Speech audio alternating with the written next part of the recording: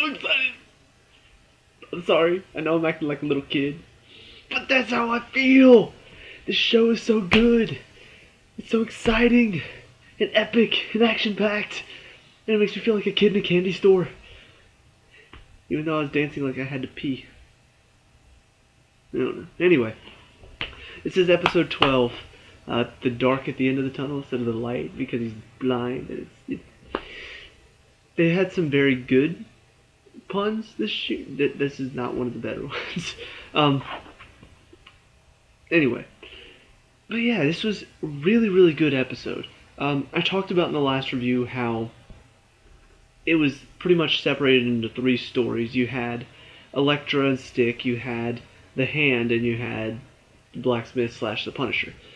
They've condensed it now to where the Elektra and Stick storyline has actually combined with the Hand, because we find out in this episode Elektra's Black Sky, and I'm just like, oh, wow. That's a good twist. You know, it was really, really good. Like the way they handled it by showing Elektra as a kid at the beginning, and then showing her fighting Stick as an adult now. It was a good, smooth transition into it. But I'm just like, why are we seeing her as I don't. And then later on, it shows her. One of the guys that she was fighting earlier comes to kill her because she almost killed him, and then she does end up killing him in self-defense. And then all of a sudden, Stick's talking to the black guy that's supposed to be like the leader of the chase, I guess. I don't know. Or one of the head people. And he's just like, I can't believe you're still protecting it. And he kept calling Elektra it, after Nobu just called her it. And I'm just like, is she Black Sky? And sure enough, Nobu's just like, you are leader Black Sky. Take the sword. Please take the sword. And it was such a good revelation because it all worked out perfectly. And Matt ends up giving her a chance to reject her destiny, which is very interesting because they don't normally talk about destiny a lot in this show. You know, like, there are some shows where destiny is the main focus and trying to change your destiny is part of the point, you know? And sometimes it's to the point where the characters who know there's a destiny involved, know that there's a fate for them, want to change that because they don't want to live out their destiny just to end up living out their destiny anyway. Legends of Tomorrow is one that really deals well with that because it feels like they're not, as much as they're trying to change their future, it seems like they can't. You know, as much as they're doing, they can't change it. It just keeps staying the same. So, kind of interesting that in this, not a whole lot of talk about destiny, but we finally realize that Elektra's destiny is to become Black Sky and lead the Hand. And Matt just like says, you don't have to do that. You know, reject that destiny. You know, choose your own fate. And so she ultimately does choose not to become Black Sky. She helps Matt save Stick and gets him out of there. To which Stick reveals he wasn't trying to save me, he's trying to save you from killing, you know, save you from yourself type thing. So, you know, it was a good story. And ultimately, we still don't know what the Hand's plan is exactly. They still have that coffin thing that has not been opened yet. We still don't know what's inside. I honestly, at the beginning of this episode, I started to think, and I was like, wait, is that Black Sky? And then whenever it was revealed Elektra was, I'm like, oh, never mind. So I don't know, maybe it's a backup plan if they couldn't get Black Sky. Either way, they still do have a plan because Nobu's like, Daredevil must die. So there still is a plan in place, aside from Black Sky, I think. So interested to see where that goes. I was a little bit worried, though, on the Blacksmith storyline with the Punisher. It felt like they had wrapped it up. Like when Karen was talking to, what's his name, Ellison, at the guy that worked with Ben in the first season. The way she was talking made it sound like we're still gonna do the Punisher story, but not like you're thinking. You know, like, and I was just like, the blacksmith's not dead though. Like, the blacksmith is going to be somebody important. They wouldn't have kept him in secret for so long if he was somebody we have no idea who he is. You know, just some random guy that died. That's not a good story. There's got to be something else. And then she goes to the colonel's house that stood up for Frank in court, and just like, maybe she's gonna get some more information here. You know, maybe. And then all of a sudden, like, I don't know how, but their conversation took a turn, and something he said, I can't remember what it is, but something he said made me say, wait. Wait. Is he the blacksmith? Is that where they're going with this? And then she sees the picture of the guy missing the side of his face, realizes that it's the same guy she saw on the pier, and it clicks. I'm just like, he's the blacksmith. Holy crap, he's the blacksmith. Dang. Another good twist. You know, it was several good twists in this episode. But the thing I like about it is that we find out he's the blacksmith, and then he takes Karen, she gets in her car, and that song is playing. I can't remember. If I heard it, I would know what it is. I can't remember it right now. Anyway, so you know Frank has been in there. He knows he's been following her. He knows what's going on. So she's driving. Truck T-bones him. It's like, Frank! She goes and tracks him down in the woods and tries to convince him to stop.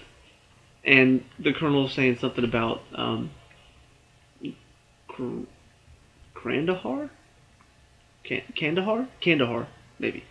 Anyway, he mentions something about their past and the war, I'm thinking. So, even though we found out he's the blacksmith and we know that drug trade, all that stuff, we know all of that now, it still feels like we don't know the whole story, because we still don't know exactly what's going on. Because from what he said, it made it sound like there's more to the story. There's more to what's going on between them, to why Frank is trying to track him down and stop him, beyond what happened with his family in the park. So, yeah, I'm kind of curious. It sounds like he offered Frank a chance to help, just like he offered that one guy that was missing the side of his face. So maybe the killing of his family was revenge for not helping. I don't know. It feels like there's something else there, though. I hope they talk about it in this last episode. But I feel like it's going to be a little bit about that, but the main focus is going to be on the hand, because it sounds like they're really going to go all out to try to stop Daredevil, because they have a plan in place. They need to execute this plan, and while he's around, they can't. So it's setting up for a really epic finale, and I can't wait. It's going to be great. Couple things else to mention about this episode, though, that were good. The scene in the cabin, when Frank took him in there and Karen tried to talk him out of it, it was pure Punisher. You know, it felt right. It didn't feel right for him to talk about it a long time. It didn't feel right for him to debate with himself. He's not that character. You know, other shows may have been like, oh, well, you know, maybe I shouldn't. All he says, though, is one shot, one kill. That's what you told me. Bam! Shot to the head. And that's it. It was handled so perfectly because it fits his character. It fits who we've known him to be throughout this entire season. And then him opening up the panel, seeing all the weapons, and then seeing the body armor that I think it's probably going to be what he paints to create the Punisher, you know, outfit. At least the one we know from the comics. Well, I don't really know, but I know from seeing pictures leading up into this.